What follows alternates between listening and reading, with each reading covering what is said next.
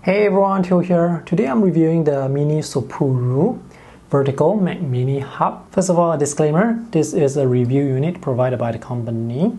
The retail price at the time of making this video is US $69. In this video, I'm just going to present to you my findings so that you can decide whether or not this is worth the money. Items included with the purchase are the Mac Mini Hub, this little rubber stopper here, which is supposed to hold down the M.2 NVMe SSD that you can install here at the back. And this is the magnetic plate to cover the back.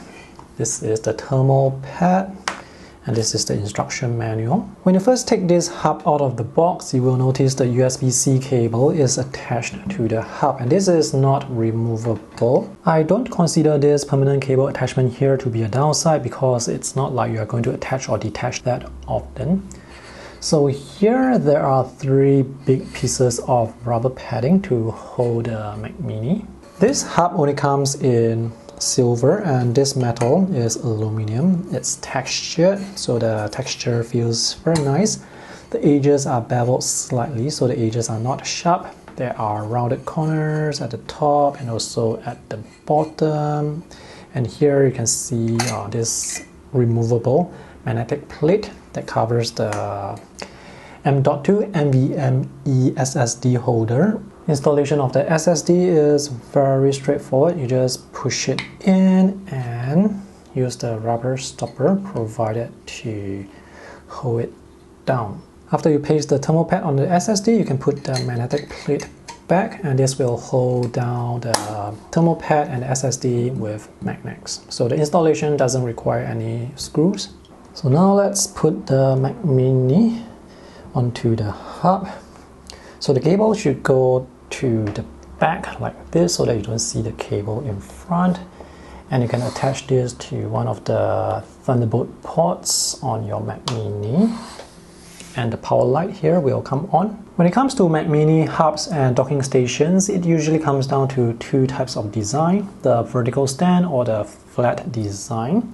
The advantage of the vertical stand is it takes up less table space, and for this flat design, it takes up as much table space as the Mac Mini itself. Build quality for this hub is solid. The main downside to this hub is there are only 4 ports.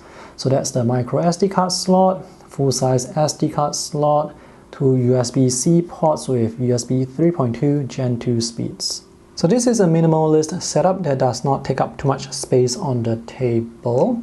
If you want to have access to the ports in front, this is how it looks. If you want to have access to the ports on the side, this is how it looks. If you want to have access to the ports on the Mac Mini, then this is how it's going to look on the table. So for this review, I'm just going to place it like this. The transfer speeds I was able to get are at least 600 megabytes per second read and write. And when the SSD was inside this external enclosure, I get the same speed as well.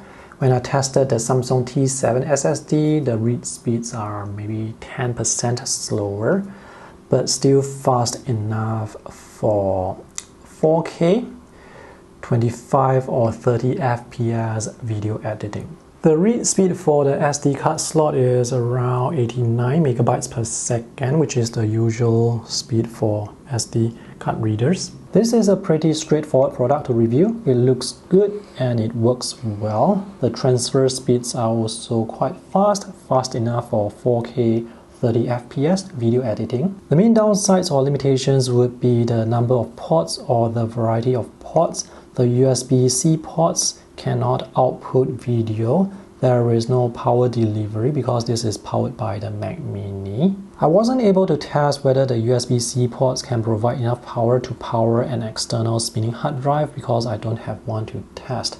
But this will provide enough power for things like keyboards, mouse, scanners, and other USB devices that do not require that much power. Alright, if you guys are interested to get this Mac Mini Hub, check out the purchase links that I have for you in the video description below. I hope this review is useful. See you guys again. Bye!